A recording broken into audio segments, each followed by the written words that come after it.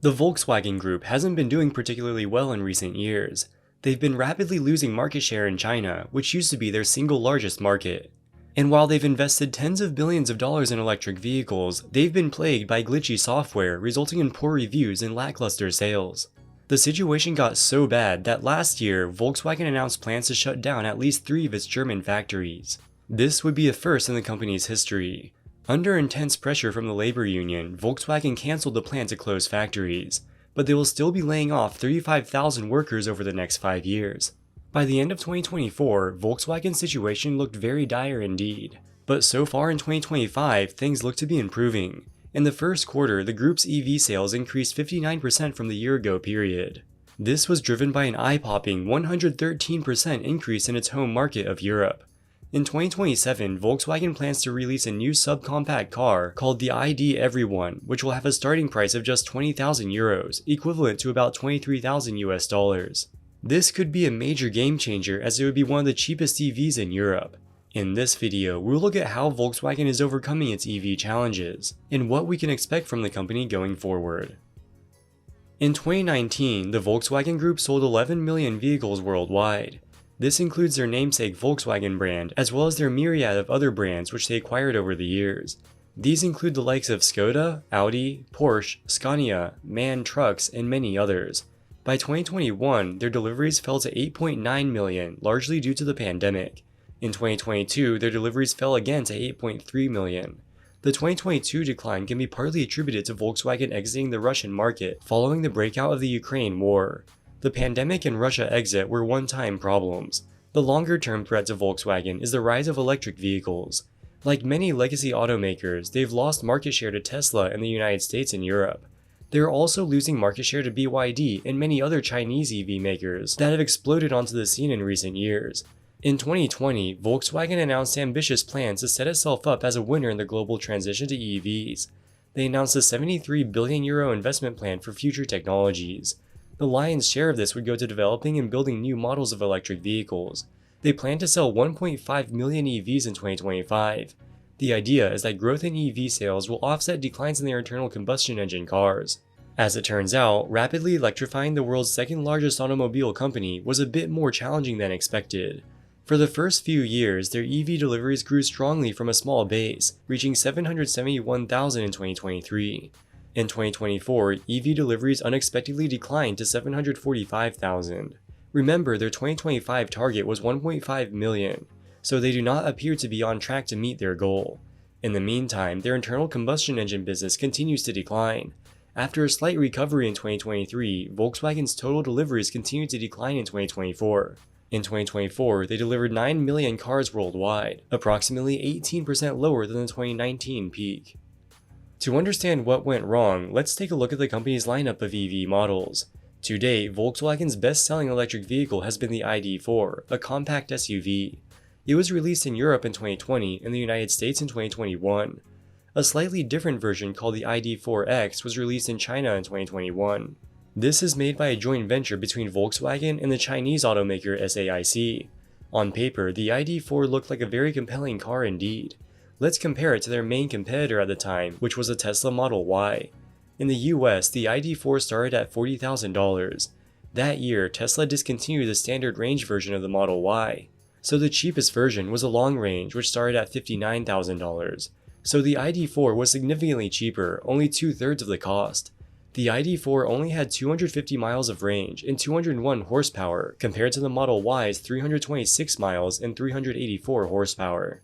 At the time, Volkswagen partnered with Electrify America to offer 3 years of complimentary public fast charging to anyone who purchased the ID.4.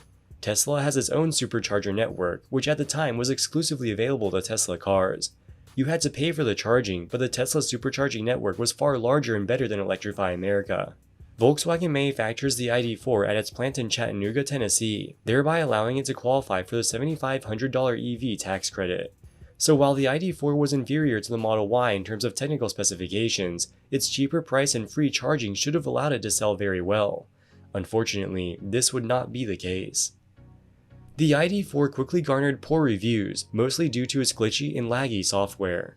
Problems included that it can take excessively long to connect your phone via Bluetooth, some of the controls are glitchy, and sometimes the infotainment screen randomly shuts off. Pure EV brands such as Tesla and the many Chinese EV startups have far superior software interfaces, leading to a much better user experience. To be fair, Volkswagen has made some improvements. The most egregious of the software issues have been solved via over-the-air updates. In the 2024 model year, the ID.4 had an updated infotainment system with more features and less lag. But Volkswagen is still far from the cutting edge in terms of user experience. If we look at Volkswagen's deliveries by region, we can start to see where the problems are. In North America and the rest of the world, deliveries have been pretty stable, but they've experienced significant declines in both Europe and China. Volkswagen is doing worse in regions with greater EV penetration. In 2024, 8% of new cars sold in the US were fully electric. In Europe, this was 15%, in China, 25%. The lackluster performance of Volkswagen's EVs has cost them market share in Europe and China, which are rapidly electrifying. In most regions, automobile sales display strong seasonality, as dealerships often apply discounts at year-end to clear out the old year models. So instead of looking at the raw quarterly numbers, it's better to look at the trailing 12 months.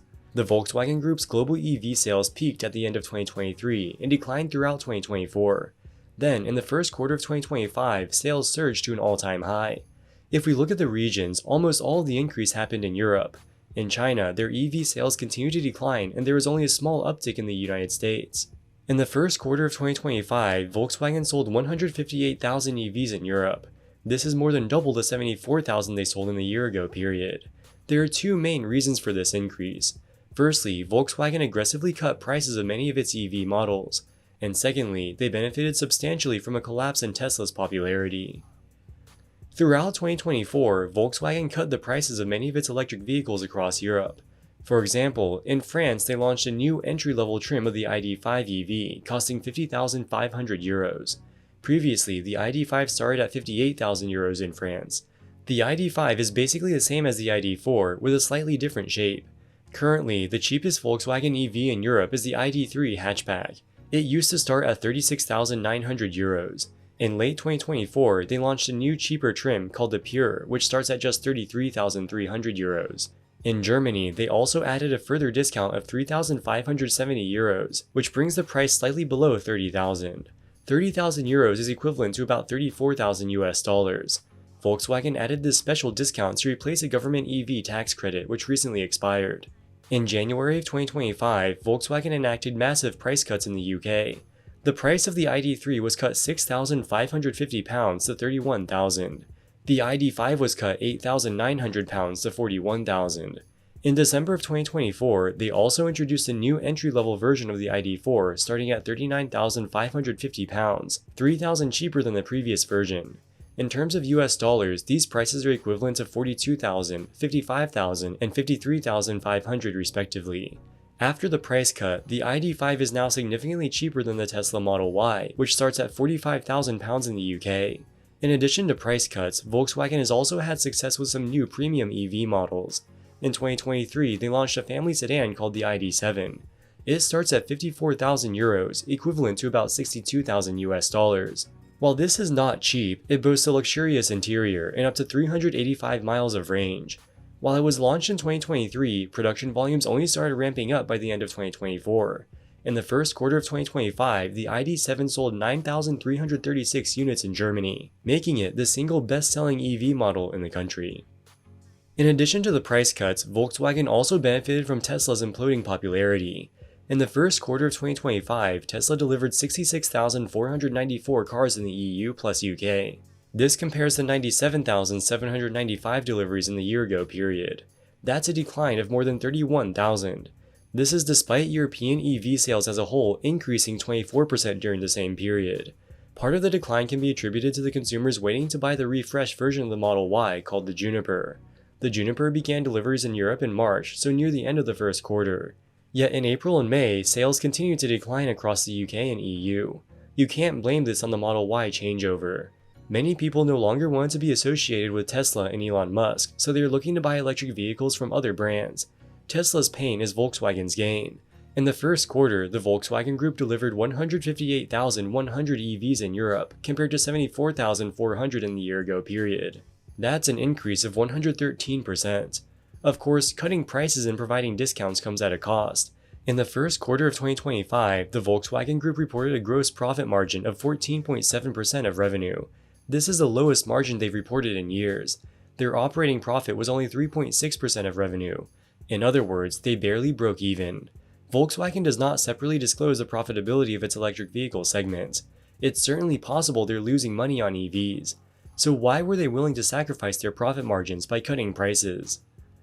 The European Union has an EV mandate whereby automakers need EVs to represent 15% of their deliveries by 2025. By 2030, this requirement increases to 35%. Automakers that fail to meet this target will face large fines. The UK has even more stringent rules, requiring 28% EVs in 2025 and 80% in 2030. In the first quarter, 16.8% of Volkswagen's deliveries in Europe were EVs. This is for the entire Europe region, including both the EU and UK. So they're likely above the EU requirements, but may or may not be above the higher UK requirement. Now we can understand the urgency of Volkswagen's EV strategy. They need to increase their EV sales. Even if they're losing money on EVs, they need to comply with government mandates. Volkswagen's two biggest markets are Europe and China. North America is a distant third. Their sales in China have been consistently declining over the past year. Given the intensely competitive nature of the Chinese EV market, Volkswagen is likely to continue losing market share in the country.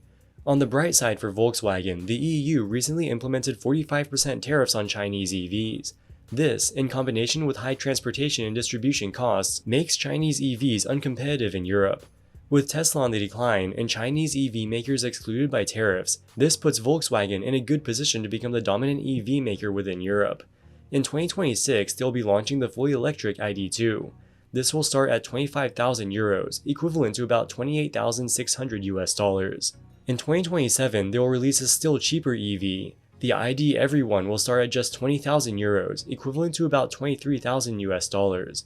In 2024, Volkswagen agreed to invest almost $6 billion into the American EV company Rivian as part of a strategic partnership. The two companies formed a joint venture, which will jointly develop software. Rivian is widely considered to have some of the best software in the industry. This applies both to the quality of the user interface as well as its ability to control various components within the car. The ID Everyone will be the first Volkswagen model to use software made by the Rivian joint venture. The good thing about software is once you develop it, the marginal cost is zero. So despite being the cheapest EV in Volkswagen's lineup, the ID Everyone is expected to have the best software of any Volkswagen today. Volkswagen needs to roll out cheap, high-volume EV models to comply with the EU and UK's EV mandates, which become more stringent every year. But this could have significant implications for profitability. Volkswagen has admitted that their EVs are less profitable than their internal combustion engine cars. They have not disclosed whether their EVs are profitable at all. Remember that in the first quarter of 2025, their operating profit margin fell to a razor-thin 3.6%. They don't have much wiggle room left. Both the ID.2 and ID Everyone have very simple designs, thereby making them easy to manufacture. Volkswagen currently has a problem of underutilization at its European factories. If they can sell very high volumes of their new, cheaper EVs, this will increase utilization and better absorb fixed costs. One of the largest costs of an EV is the battery. Volkswagen currently purchases batteries from third-party suppliers, including Samsung and CATL. Since 2022, Volkswagen has been building its own battery production plant in Germany. It is expected to begin operations later this year. By producing its own batteries, Volkswagen expects to save money as they're cutting out the profit margin of third-party suppliers. Today, Volkswagen faces many challenges, including the deterioration of their China business and poor profitability of their existing EVs. But if they can execute on their new strategy of simple and affordable EVs, they have a chance to maintain their position as Europe's dominant automaker for generations to come. Alright guys, that wraps it up for this video. What do you think about Volkswagen's new EVs? Let us know in the comments section below. As always, thank you so much for watching and we'll see you in the next one. Wall Street Millennial, signing out.